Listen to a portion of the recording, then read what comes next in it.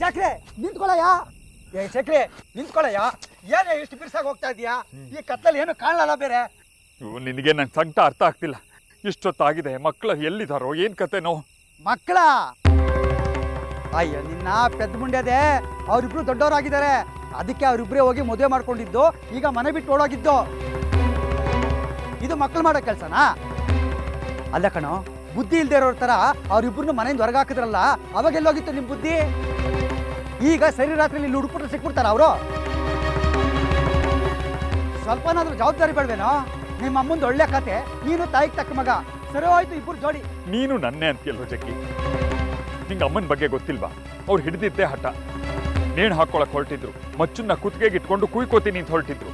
ನಾನಾದ್ರೂ ಏನ್ ಮಾಡ್ಬೇಕಿತ್ತು? ಆ ಮುದ್ಕಿಗೋ ಆಗ್ಲೇ ವಯಸ್ಸಾಯ್ತು, 60 ಕರಳು ಮರಳು ಅಂತಾರಲ್ಲ ಹಾಗೆ. ಅಲ್ಲ, ಆ ರಾಜಮಾತೆ ರಾಜಲಕ್ಷ್ಮಿ ಮಾತು ಕಟ್ಕೊಂಡು ನೀನು ಮದುವೆಯಾದ ಹೊಸ ಜೋಡಿನ ಮನೆಯಿಂದ ಆಚೆ ಕಟ್ಟಿದೀಯಲ್ಲ, ಇನ್ನೂ ಹಸಿಮೈ ಬೇರೆ. ಪಾಪ ಎಲ್ಲೋದ್ರೋ ಏನೋ, ಸಿಗುತ್ತಾರೋ ಇಲ್ವೋ? ಜಗ್ಗಿ, ಹೀಗೆಲ್ಲ ಮಾತಾಡಿ ನನ್ನ ಮತ್ತಷ್ಟು ಗಾಬರಿ ಪಡಿಸ್ಬೇಡ್ವೋ? ಮೊದಲೇ ಕಂಗಾಲಾಗಿದ್ದೀನಿ. ಲೇ ಶೇಖರಿ, ನಿನ್ನನ್ನು ಗಾಬರಿ ಪಡಿಸೋದಕ್ಕೆ ಮಾತನ್ನು ಹೇಳ್ತಾ ಇಲ್ಲ ಕಣೋ. ಈಗಿನ ಕಾಲ ಸರಿ ಇಲ್ಲಪ್ಪ. ಆ ಬಂಗಾರಿ ಬೇರೆ ಪೆದ್ದ, ಅದಕ್ಕೆ ಈ ಮಾತನ್ನು ಹೇಳ್ತಾ ಇದ್ದೀನಿ, ಅರ್ಥ ಮಾಡ್ಕೋ. ಅಲ್ಲ ಕಣೋ, ಅವ್ರಿಬ್ಬರನ್ನ ಆಚೆ ಕಟ್ಟೋವಾಗ ನೀನಾರು ತಡಿಬೋದಾಗಿತ್ತಲ್ಲ. ನಿಮ್ಮ ಅಮ್ಮನ ಮಾತು ಕೇಳ್ಕೊಂಡು ಆಚೆ ಕಟ್ಟಿದ್ರಿ,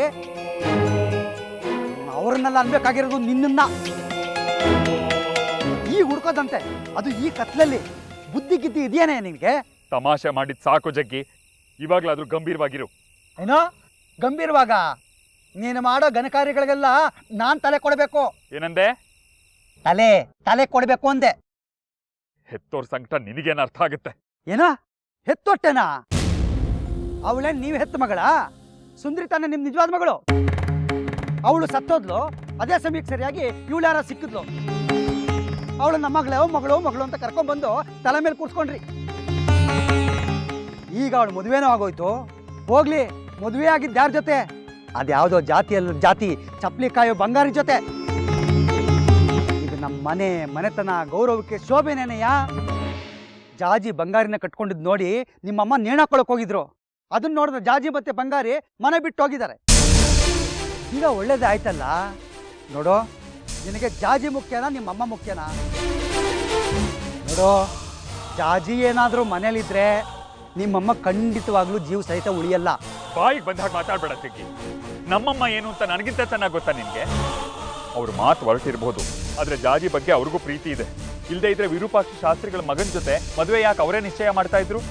ನಿಶ್ಚಯಿಸಿದ್ರು, ಆದ್ರೆ ಜಾಜಿ ಮಾಡಿದ್ದೇನೋ ನಿಮ್ಮಮ್ಮನ ಮಾತಿಗೆ 3 ಕಾಸಿನ ಬೆಲೆ ಕೊಡ್ಲಿಲ್ಲ. ಇದೆಲ್ಲ ನಿನಗೆಲ್ಲ ಅರ್ಥ ಆಗುತ್ತೆ. ಲೇ ಶೇಖರಿ, ನಿನ್ ತಲೆಯಲ್ಲಿ ಬುದ್ಧಿ ಏನಾದ್ರು ಇದೆಯೇನೋ? ಮೊದಲೇ ಆ ಜಾಜಿ ಅದ್ಯಾವುದೋ ತಾಂಡದಿಂದ ಬಂದವಳು. ಅವಳನ್ನ ಮನೆ ಒಳಗಡೆ ಕರ್ಕೊಂಡು ತಲೆ ಮೇಲೆ ಕೂರ್ಸ್ಕೊಂಡು ಇಷ್ಟೆಲ್ಲ ಮೆರೆಸೋ ಅವಶ್ಯಕತೆ ಇತ್ತೇನೋ? ಈಗ ನೋಡು ಎಂಥ ಪರಿಸ್ಥಿತಿ ತಂದಿದ್ದಾಳೆ. ಯಾವನ್ನ ಕಟ್ಕೊಂಡು ಓಡೋಗಿದ್ದಾಳೆ. ಗ್ರೀನ್ ರೈಸ್ ಮಾಡುವ ವಿಧಾನ: ಮಿಕ್ಸಿ ಜಾರ್ಗೆ ಕೊತ್ತಂಬರಿ ಸೊಪ್ಪು, ಹಸಿ ಮೆಣಸಿನಕಾಯಿ, ಬೆಳ್ಳುಳ್ಳಿ, ಶುಂಠಿ, ಪಲಾವ್ ಎಲೆ, ಕಾಳುಮೆಣಸು, ಜೀರಿಗೆ, ಲವಂಗ, ಚಕ್ಕೆ, ಅನಾನಸು, ನೀರು ಹಾಕಿ ರುಬ್ಬಿಕೊಳ್ಳಿ. ಒಂದು ಪ್ಯಾನ್ಗೆ ಎಣ್ಣೆ ಹಾಕಿ ಅದು ಕಾದ ಮೇಲೆ ಜೀರಿಗೆ, ಈರುಳ್ಳಿ, ಕರಿಬೇವು ಹಾಕಿ ಹುರಿದು ರುಬ್ಬಿದ ಮಸಾಲ, ಉಪ್ಪು, ಅನ್ನ ಹಾಕಿ ಮಿಕ್ಸ್ ಮಾಡಿ. ಒಂದು ಚಿಕ್ಕ ಪ್ಯಾನ್ಗೆ ತುಪ್ಪ, ದ್ರಾಕ್ಷಿ, ಗೋಡಂಬಿ ಹಾಕಿ ಹುರಿದು ಕಲಸಿದರೆ ಗ್ರೀನ್ ರೈಸ್ ಸವಿಯಲು ಸಿದ್ಧ. ಅವಳು ಕೇಳೋ ಹಾಗಿದ್ದಿದ್ರೆ ಎಲ್ಲ ಯಾವತ್ತೋ ಸರಿ ಹೋಗ್ತಾ ಇತ್ತು.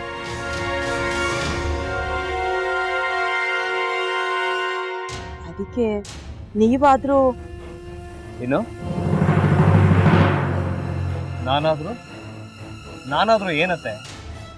ಅವಳ ಹತ್ರ ಬಂದು ನೀನ್ ಸೋಲೋದ್ ಬೇಡ, ನಾನೇ ಸೋಲ್ತೀನಿ, ನೀನ್ ನಮ್ಮ ತಂದೆಗೆ ಅವಮಾನ ಮಾಡಿದ್ರು ಪರವಾಗಿಲ್ಲ, ದಯವಿಟ್ಟು ಮನೆಗೆ ಬಾ ಅಂತ ಬೇಡ್ಕೋಬೇಕಾ? ಹಾಗೆಲ್ಲ ಅಳಿ ಅಂದ್ರೆ ಸಂಸಾರ ಅಂದ್ಮೇಲೆ ಇಂಥದೆಲ್ಲ ಏನಾದ್ರೂ ಒಂದು ಇದ್ದೇ ಇರುತ್ತೆ. ಹೋರಾಟ ಮಾಡಿದ್ಲು.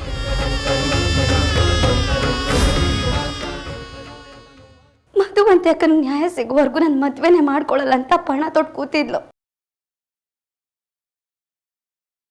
ನಿನ್ ಪ್ರಾಣನೇ ಇಟ್ಕೊಂಡಿದ್ಲು ಕಣ ಅಕ್ಕ.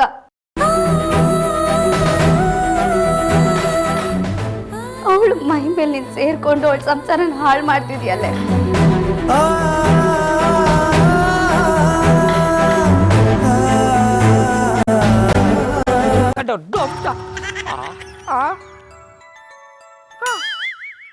ಇದ್ಯಾವುದಪ್ಪ ಹೊಸ ನಂಬರಿಂದ ಫೋನ್ ಬರ್ತದೆ.